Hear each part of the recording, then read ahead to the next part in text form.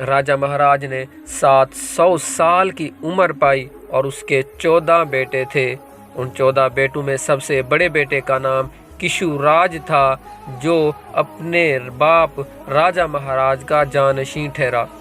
کشو راج نے اپنے عہد حکومت میں اپنے ہر بھائی کو مملکت کے کسی نہ کسی حصے میں بھیجا اور خود وسط ہند میں آ گیا اور دکن سے سنگل دیپ، جسے لنکا بھی کہتے ہیں، اس کا سفر کیا۔ اس سفر میں اس نے سرکش راجاؤں سے خراج لیا اور تحفے حاصل کیے اور اپنی رعیت کی پوری طرح بہبود کی کوشش کی۔ جب وہ اس سفر سے واپس آ رہا تھا تو دکن کے ذمہ داروں نے آپس میں متحد ہو کر بغاوت کا علم بلند کیا۔ ان دکن کے ذمہ داروں کی قوت و طاقت روز بروز بڑھتی جا رہی تھی۔ ان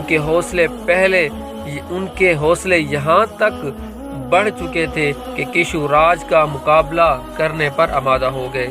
اس وقت کشو راج نے یہ محسوس کیا کہ اس میں ان سرکشوں کا مقابلہ کرنے کی ہمت نہیں ہے، لہٰذا مجبوراً اس نے ان سے صلح کر لی۔ اس کے بعد وہ اپنی دارالسلطنت میں آیا اور بیش قیمت تحفوں کے ساتھ ایک خط شاہ ایران کی خدمت میں ارسال کیا اور ان سے شاہ ایران سے مدد کی خواہش ظاہر کی۔ اس خط کے جواب میں شاہ ایران نے ایک زبردست فوج سام بن نریمان کی ماتحتی میں ہندوستان کی طرف روانہ کی۔ کشو راج نے جلندھر پہنچ کر اس فوج کا استقبال کیا اور بڑے اعلیٰ پیمانے پر ان کی مہمانداری کی، اور پھر اس فوج کو لے کر دکن کے ذمہ داروں کی جانب روانہ ہو گیا۔ دکن کے ذمہ داروں نے جب اس زبردست فوج کی آمد کی خبر سنی تو وہ پریشان ہو کر منتشر ہو گئے۔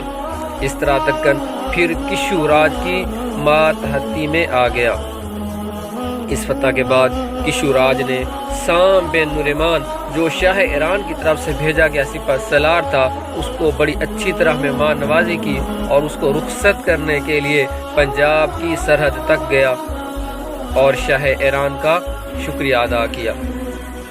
اس کے بعد راجہ کشو راج اپنے تخت عود میں آیا اور آخری عمر تک وہیں رہا۔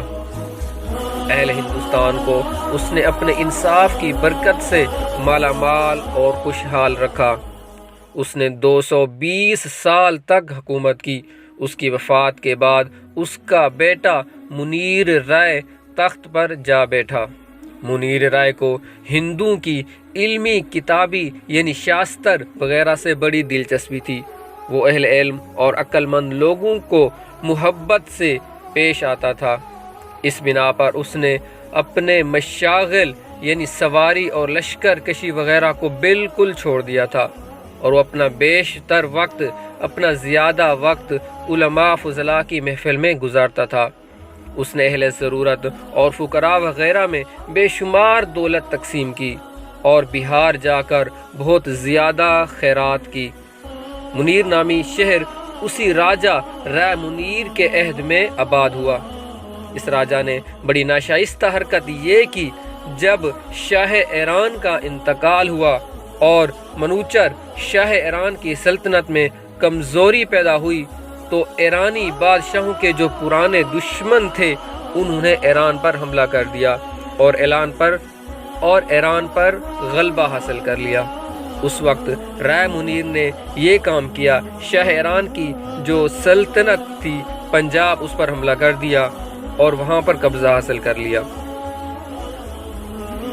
اس زمانے کے بعد کافی عرصہ تک پنجاب جو تھا وہ ہندوستان کے راجاؤں کے قبضے میں آ گیا، لیکن جب مشہور عالم رستم پہلوان اپنے باپ دادا کے منصب سرداری پر پہنچا تو اس نے پنجاب کو واپس لینے کے لیے ہندوستان پر حملہ کر دیا۔